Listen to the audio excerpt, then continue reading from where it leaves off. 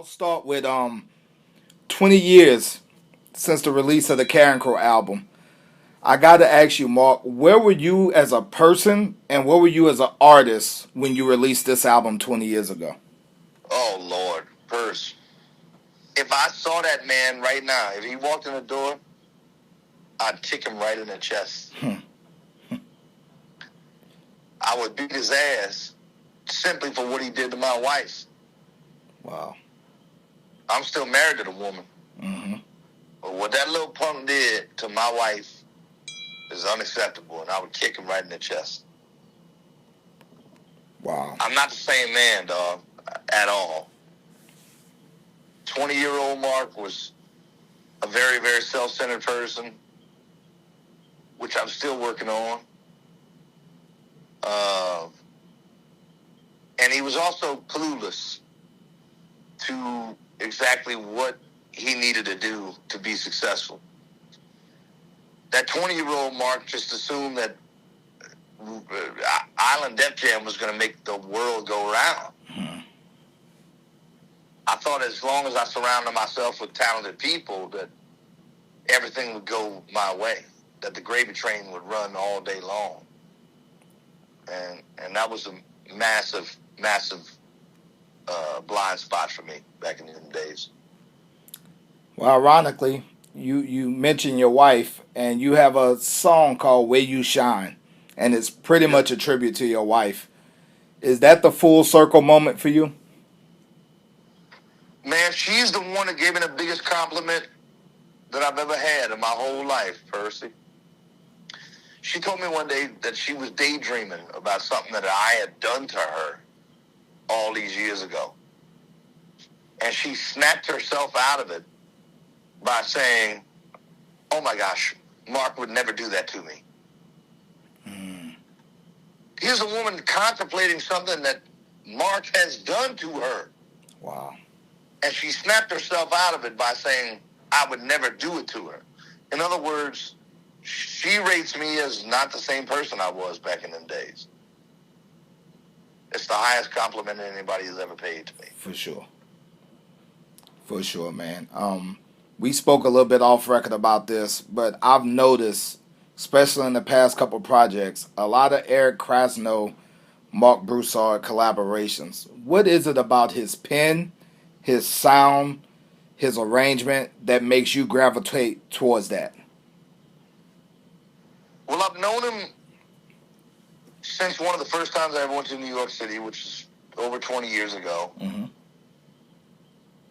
I've always gravitated towards his style. He was always cool. When I first met Eric, he was, he had his own place in Brooklyn. He and Nigel Hall were hanging out. I'll never forget it, man. I'm going to their studio for the first time 22 years ago and watching Nigel sing for me. I just realized that, I needed to be around cats that were this good. And Krasno has just aged like fine wine since that day. Everything he's done since that day has turned to gold. So I always wanted to work with Eric. I really did. I mean, I always had him in the back pocket. It just wasn't until now that I found it necessary to actually pull my phone out and call the fella and say, "Hey, man, let's work together." And then a week later, we got a whole new album written. That was kind of all the proof I needed to keep going. You just told me this album is probably your best work. And that's a high marking because, like I told you, man, you don't miss, in my opinion. Everything you've put out has been just solid. What separates this from your other projects? I think there's a through thread on this project that doesn't exist on maybe any other project. Even SOS projects that are real soul focused. There's a through thread with regards to the writing and the recording that I think makes this the most cohesive album without it being like a concept album, like the SOS projects are. This is the most cohesive. This one has the most focus by far, if I had to guess. And look, I love to let the muse take me where she's going to take me. But the bottom line is the muse has often taken me into places that are a bit schizophrenic. My records don't have cohesive themes. They don't have real through threads, especially in comparison to this album. So, above all, I would say that this is just the most focused project of my career.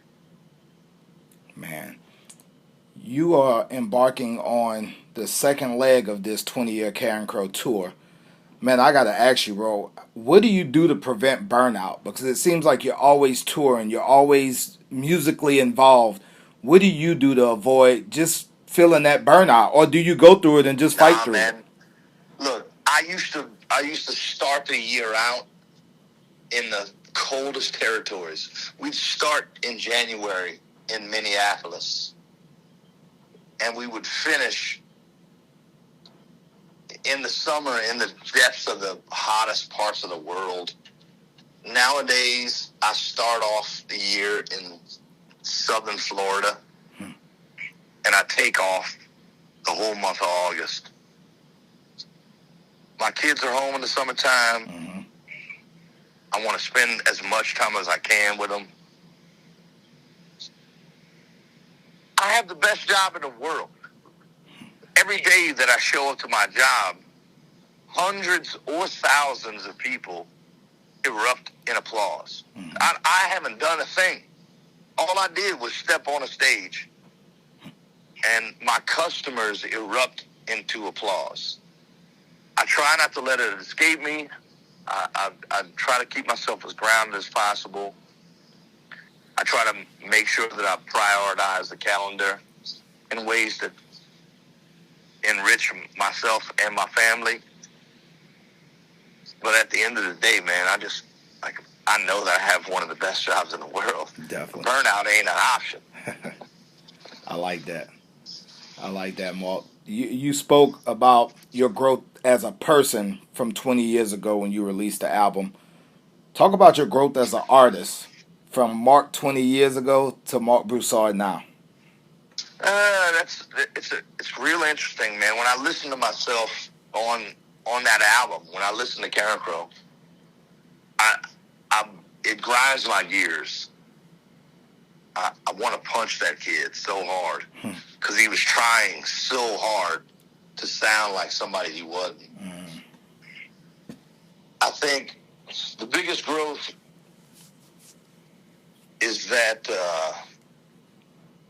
I now understand just how much I have to engage in every aspect of the process. I cannot outsource all things. Certain things I can. I can outsource the business management to my manager. I can outsource my record distribution to a distribution company.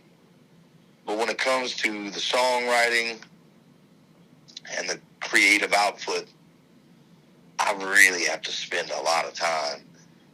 Even down to set lists. Like this year alone, we're doing the 20th anniversary of Carencro, but I'm going to Europe in a couple of months. That's not a Carencro tour. And